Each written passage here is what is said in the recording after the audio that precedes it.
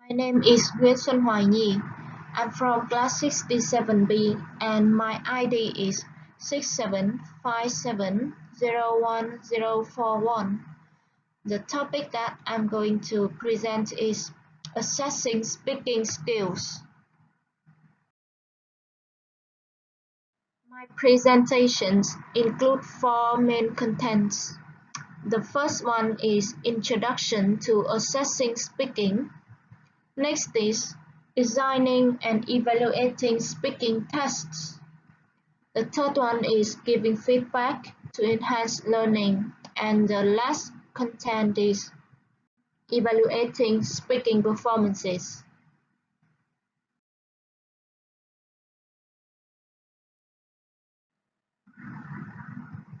Let's begin with the first content, an introduction to assessing speaking. The first question is, what characterizes and influences speaking performances? As we all know that speaking assessment can be carried out in individual mode, which means a teacher-made assessment, paired mode, in which two learners interact with each other, or group oral mode, in which 3 or 4 learners interact with another. Commonly used speaking tasks, which are describing something, telling a story, or giving some personal information. And the speaking assessment tasks can be varied because they can relate to a variety of topics, or they can make use of visual or word prompts, and moreover they can generate individual long terms or interaction, which is based on the collaboration between the partners.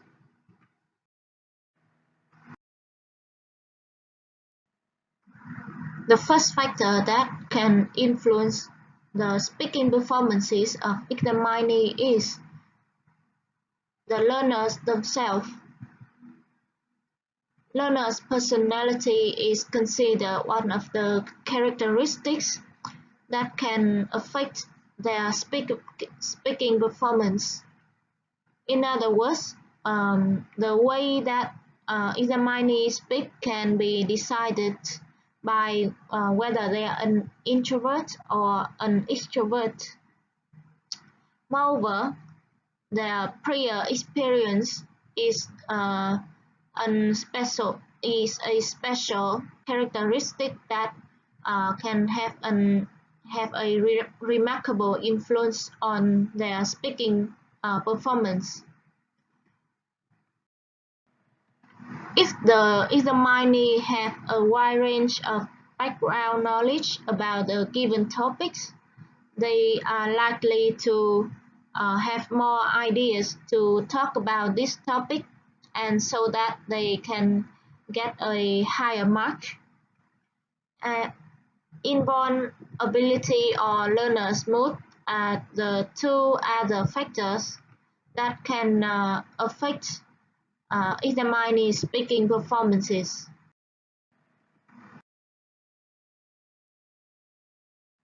Another factors that can influence the examinee speaking performance is the interlocutors or the examiners. Because these people can be superior to the learners in terms of proficiency, age, or social status. And during the testing process, they can support examinees by intervening, redirecting the conversation, or they can maintain and encouraging non-judgmental behaviors. And moreover, they can give positive back-channel signals to the learners. And one thing that these people can do to affect the performance of the examinee is that they can express positive or negative attitude which can affect the test takers.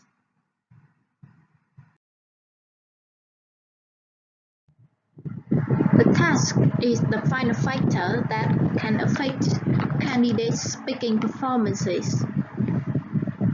This factor is divided into positive aspect and negative aspect.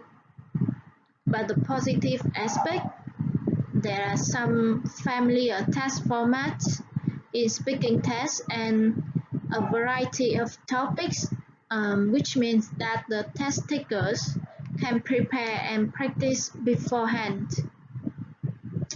Nonetheless, the limited time or examinee's physical conditions and that topic is not suitable for all types of examinees can have some negative influence on the speaking performances.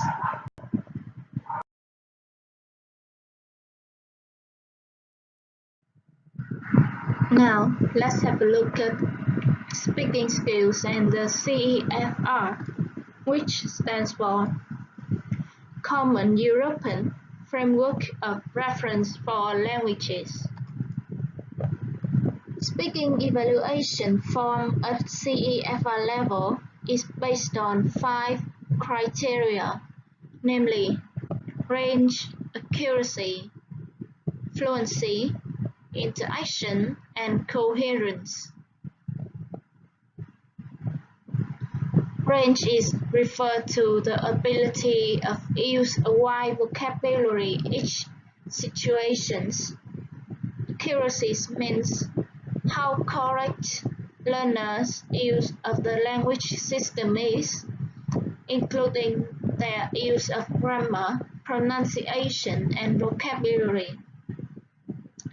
Fluency is the ability to express the examinee's idea and lengthen their speech. Interaction is whether the candidates can communicate with others or not. And the last criterion is coherence. It refers to the use of linking devices or well-structured speech.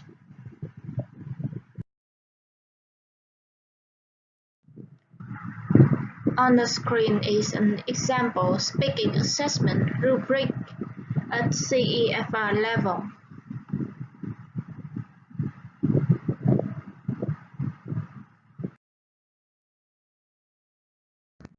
Let's move to the second part, designing and evaluating speaking tests.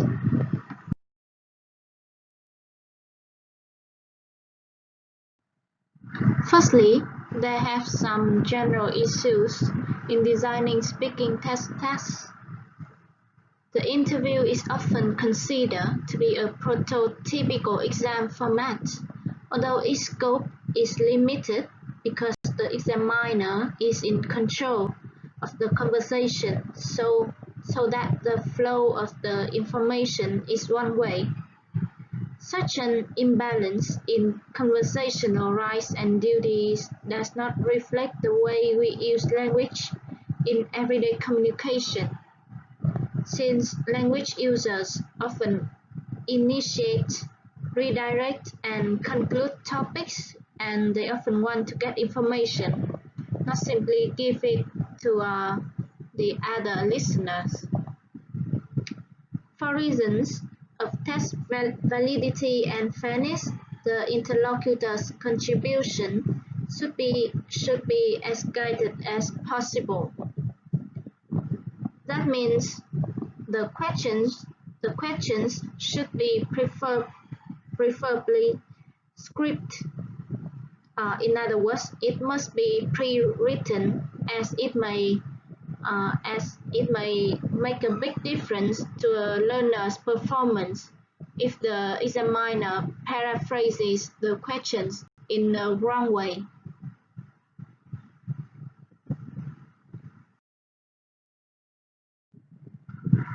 On the screen are some recommendations that examiners should take into account when asking questions to an examinee. First is global questions for elicitation. Next is use W8 questions instead of yes or no questions whenever possible. Never ask more than one question at a time. Do not talk more than necessary. Do not interrupt or finish what the examinees want to say. Do not ask questions that require examinees' special background knowledge. Avoid ambiguous or embarrassing questions.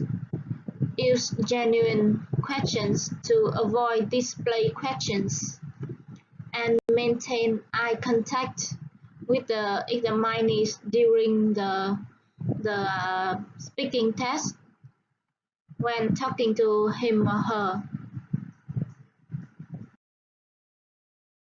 Designing a speaking assessment test, we, the teacher, need to take into account the following. First, potential contributions to the interaction should be balanced, which could be achieved by giving an equal number of visual or word prompts for both participants. Next, participants should have comparable tasks. For example, they should be required to do the same thing in order to facilitate a balanced, realistic, and smoothly running exchange between them. The next tip is the interaction should be task-based because it seems to give learners a meaningful purpose to engage in a conversation. The next tip is the tasks have to be guided but not fully controlled. For instance, learners should have a chance to add something to the exchange so that their creativity can be enhanced. And the last tip is learners should be given a chance to voice their own opinion rather than argue for something that they are given and they cannot identify with. Maybe they cannot familiar with this given topic.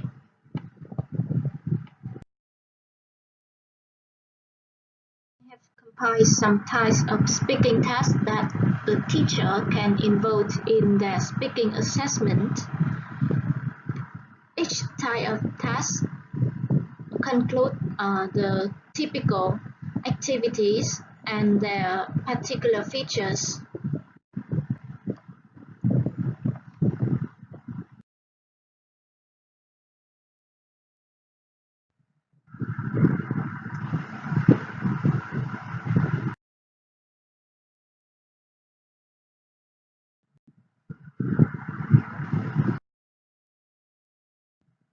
Now let's move to the third content of my presentation, giving feedback to enhance learning.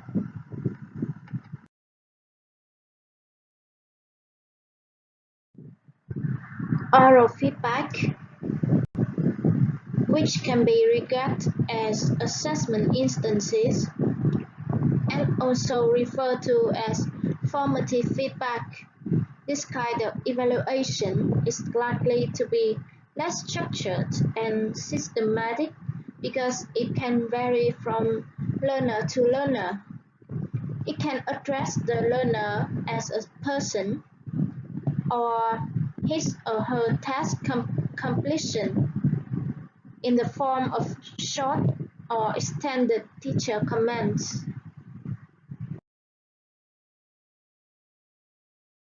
As part of the presentation, we'll deal with the evaluation of speaking performances.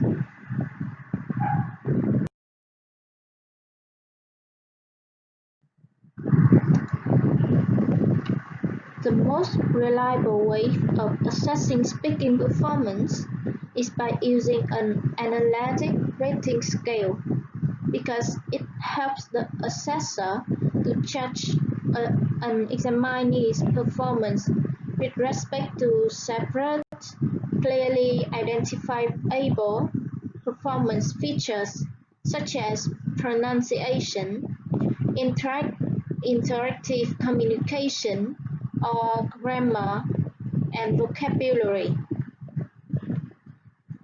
About the analytic rating scale. This rating scale consists of a specified range of hierarchical descriptors so that it can present distinct levels of ability within a domain. The rating scale is used in two different ways. The first way is holistic, which means that the assessor gives one score based on an overall impression, and the other way is analytic. It means when the assessor gives scores across a number of criteria.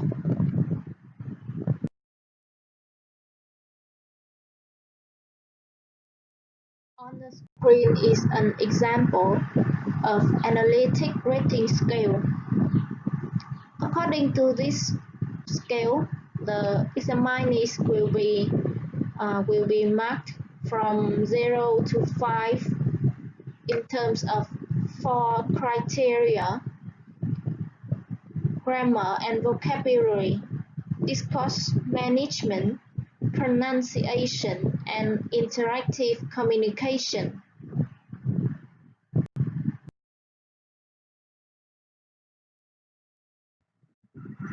Using analytic rating scales in evaluating speaking performances have some advantages. First, it provides useful diagnostic information and teachers' feedback.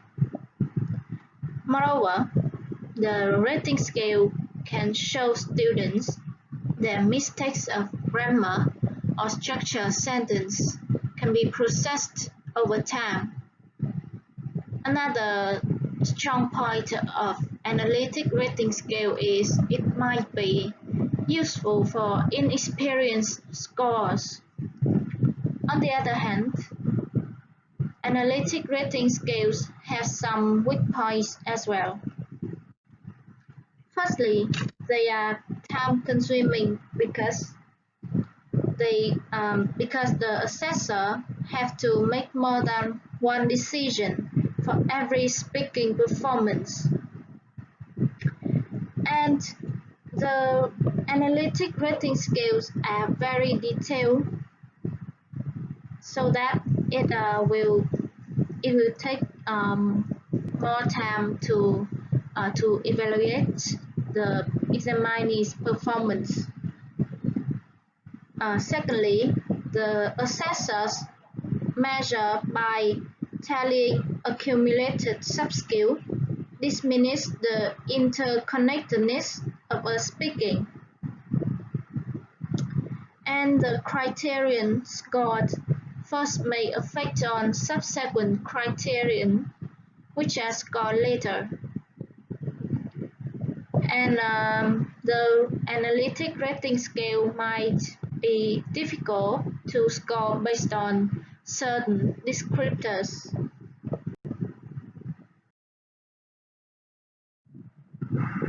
Another method that the teachers can make use of when evaluate the speaking performances is using self-assessment and peer assessment. There are several benefits of involving learners in the assessment process. When learners are asked to assess themselves and their peers, they're not in the same positions as a teacher. Therefore, the aspect of the performances, they can give feedback on or score should be carefully defined. About self-assessment, student self-assessment involves students in evaluating their own work and learning progress. Self-assessment is a valuable learning tool as well as part of an assessment process. This process helps students stay involved and motivated and encourage self-reflection and responsibility for their learning. About peer assessment, this kind of assessment is to be understood as an educational arrangement in which students assess the quality of their fellow students' work and provide one another feedback. Peer assessment is often characterized as taking either a formative or summative approach. Formative peer assessment involves feedback on drafts of work before the final product is submitted. Summative peer assessment includes evaluation of other students' products or participation and contributions as part of a grade.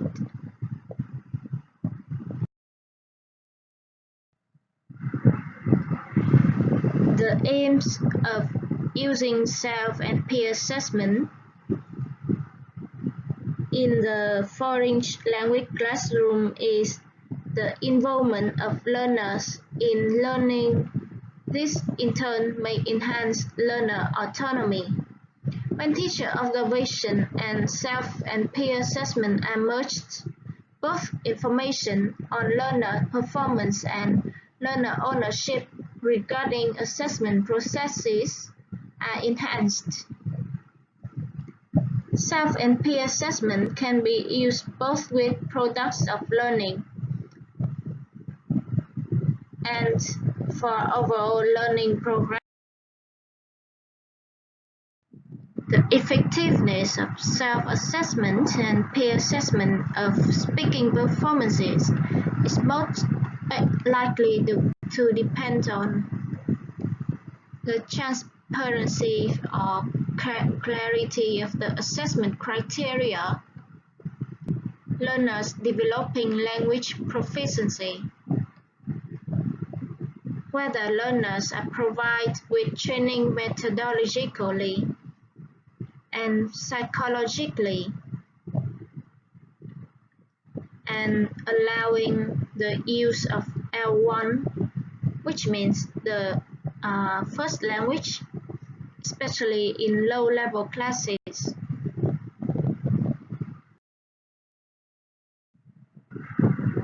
That is the end of my presentation. Thanks for listening.